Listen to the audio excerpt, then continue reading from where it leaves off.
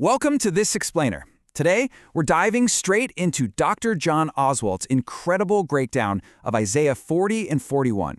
It is basically a masterclass in resilience, exploring how an ancient audience who had been completely stripped of their hope and identity was guided back to a place of profound strength. Here is our roadmap for today.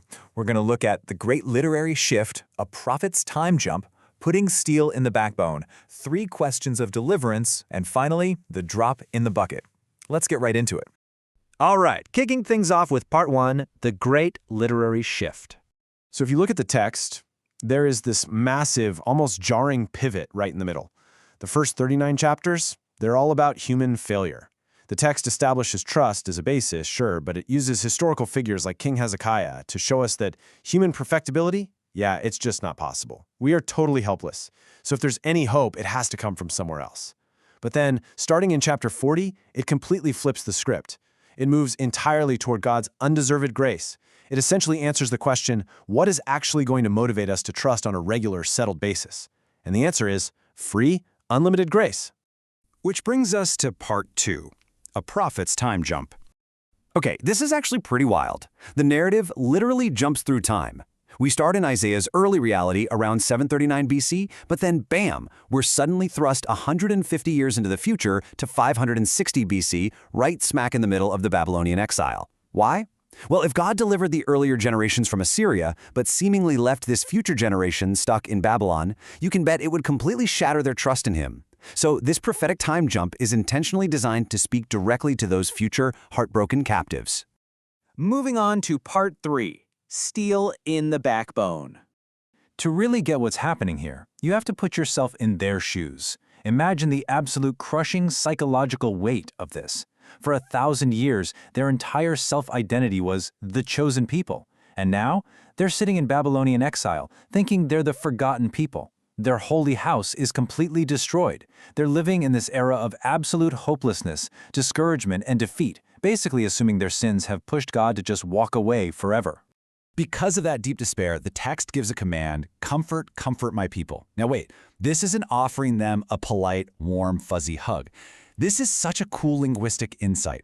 Back when the King James Bible was translated in 1611, the word comfort didn't mean warm fuzzies. It actually meant to fortify. Literally, to put steel in someone's backbone.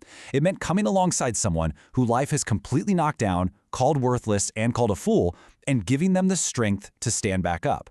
God is speaking to Jerusalem in her darkest hour, offering true, spine-stiffening fortification. That perfectly sets up part 4, 3 questions of deliverance.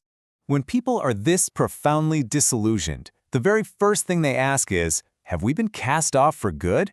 They're essentially wondering, does God even want to deliver us anymore? Or has he completely washed his hands of this whole operation? And the text gives a massive, emphatic yes. It proves he doesn't just sit back and wait for them to figure it out. The punishment is over. Dr. Oswalt uses this amazing analogy here of R.G. Letourneau, the guy who invented massive earth-moving equipment. The text says every valley will be filled in, every mountain cut down. It's exactly like God is bringing in heavy-duty divine earth-moving equipment to pave a straight, flat highway right through the desert to reach them. He's actively coming to rescue them in their helplessness. But of course, human nature kicks in. Even if he wants to, the exiles wonder, will he actually do it? They're sitting there thinking, my way is hidden from the Lord. He isn't paying any attention to me.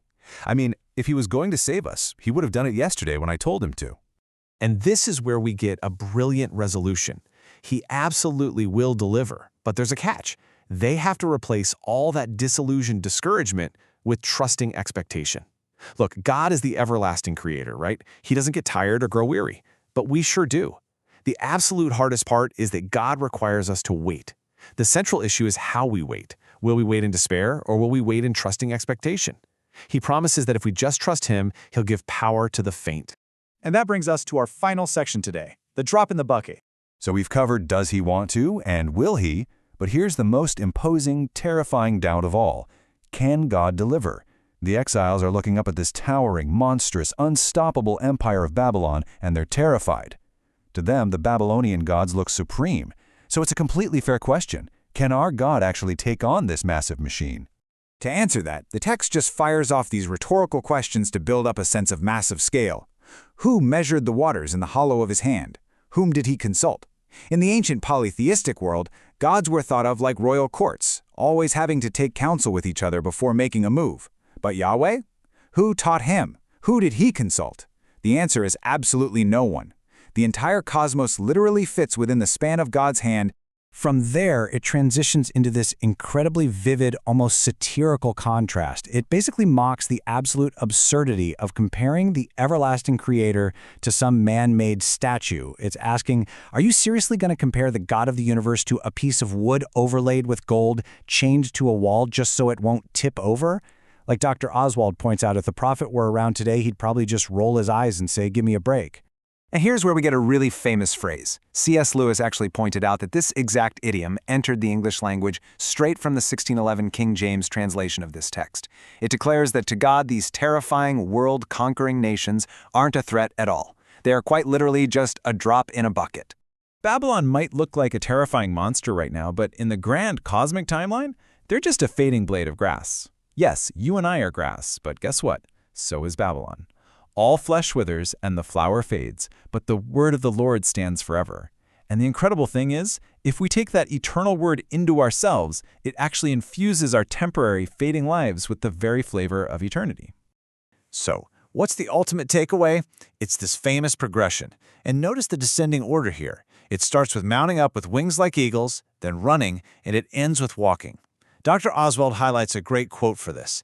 It's easy to soar with the eagles. It's easy to run with the champions, but it's walking with the turkeys that is so hard. We are always asking the Holy Spirit for help with massive, high-flying tasks, but what we desperately need strength for is just getting through today, maintaining that steady, daily walk of faithfulness without giving up. Which leaves us with this final thought to wrap up our explainer. If the absolute hardest part of faith isn't flying, but simply the daily walking, how are you going to choose to step forward tomorrow? Remember to keep that steel in your backbone.